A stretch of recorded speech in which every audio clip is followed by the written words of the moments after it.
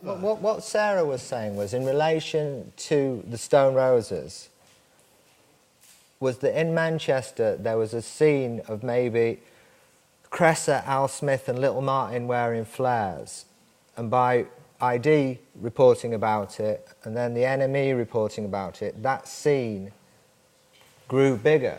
I don't think Manchester, the Stone Roses would have got big, but not big in the same way without the music press. But bands tend to completely dismiss the music press, slag off music journalists, but they needed each other.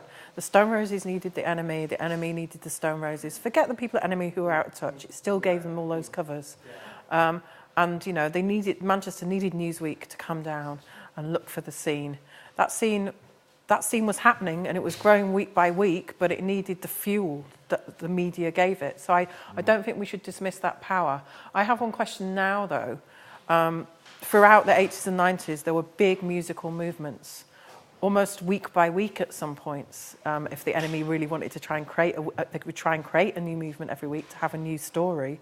But for the last few years, we've not really seen those kind of musical movements. And my question is that because there isn't a music press now? Because I think we've all agreed NME is history.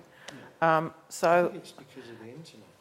Well, no, the question is there been no musical movements because there haven't been music journalists inventing them?